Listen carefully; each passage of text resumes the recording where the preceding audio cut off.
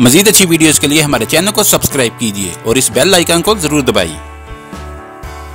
शाम गुज़श्ता कई सालों से दहशतगर्दी और उसके खिलाफ जंग के बाइस आलमी मीडिया की शह सुर्खियों में आ रहा है। अब वहां से इस मौजू से हटकर एक हैरानकुन रिपोर्ट सामने आई है। द इंडिपेंडेंट के मुताबिक ये रिपोर्ट एक ऐसे गांव की है जिसमें सिर्फ खवातीन रहती हैं और किसी भी मर्द को इस गांव में दाखिल होने की इजाज़त नहीं है। इस गांव का नाम जिनवार है, जिसके दाखिली और खारजी रास्तों पर मुसल्लह खवातीन पहरा देती हैं और यकीनी बनाती हैं कि कोई मर्द गांव में दाखिल ना हो पाए।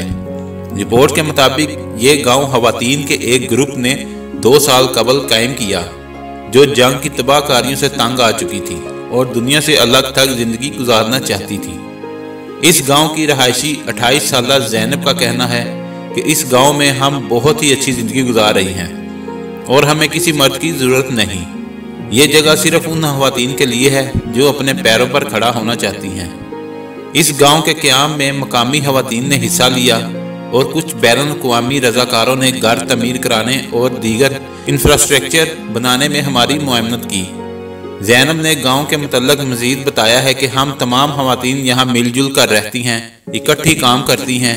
पूरे गांव की खवातीन का खाना एक ही किचन में बनता है और तमाम इकट्ठी मिलकर खाती हैं।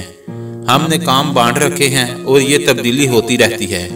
किचन की ड्यूटी भी खवातीन में तब्दीली होती रहती है।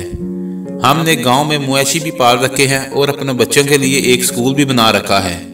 वाज़ेह रहे कि ये गांव शाम के कर्द इलाके में वाक़या मेशली शहर से चंद मील के फासले पर बनाया गया है। अगर आपको हमारी वीडियो अच्छी लगी है तो इसको लाइक और शेयर करें और हमारे चैनल को सब्सक्राइब करना ना भूलिए। शुक्रिया।